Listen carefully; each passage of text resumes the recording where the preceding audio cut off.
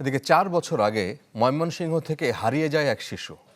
অবশেষে তার সন্ধান মিলল মিল্টন সমাদধারের আশ্রমে।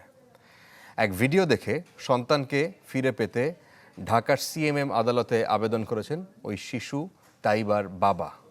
শিশুটির ডিএনএ পরীক্ষার নির্দেশ দিয়েছেন আদালত। মাসুদুর রহমান রিপোর্ট করেছেন। ওয়ালটন এসিতে ইনস্টলেশন একদম ফ্রি।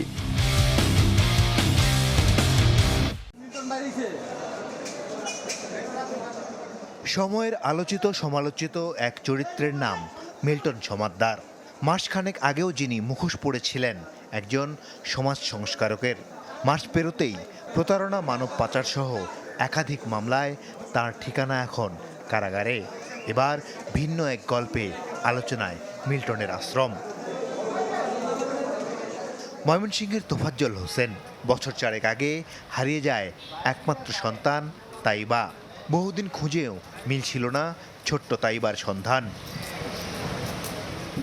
হঠাৎ একদিন প্রতিবেশীর মাধ্যমে তোফাজ্জল জানতে পারেন ফেসবুকে ভাইরাল তাইবার ভিডিও, তাও মিল্টন সমাদদারের আশ্রমে।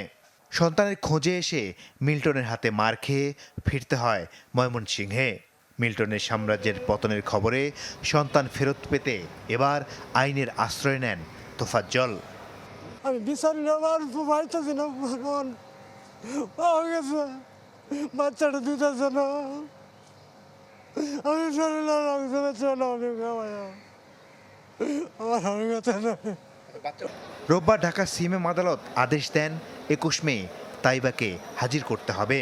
শুধু তাই নয়, তাইবার বাবার পরিচয় নিশ্চিত হতে ডিএনএ টেস্টেরও নির্দেশ দেন আদালত। মিল্টন সমাদদারের এগেনস্টে খুব ফৌজদারি অভিযোগ আসছে এবং তার সেন্টারে বাচ্চাটা আছে এবং তার এখানে যদি বাচ্চাটা থাকে তার লাইফ একটা রিস্ক থেকে যায়। তৎপরপ্রেক্ষিতে যে বাচ্চার বাবার হেফাজতে এই বাচ্চাটা দেওয়ার জন্য আমরা একটা পেয়ার করি। লানেট কোড আমাদের যেই পেয়ারটা ওইটা অ্যালাউ করে বাচ্চা উপস্থিতি 21 তারিখে হিয়ারিংয়ের জন্য দিন নির্ধারণ করে। শিশু তাইবার সাথে তোফাজ্জলের ডিএনএ যদি মিলে যায় তাহলে সেই হবে প্রথম শিশু যাকে হারিয়ে ফেলার পর খোঁজ মিলল চাইল্ড অ্যান্ড ওল্ড এজ কেয়ারে। মাসুদুর রহমান, চ্যানেল 24, ঢাকা।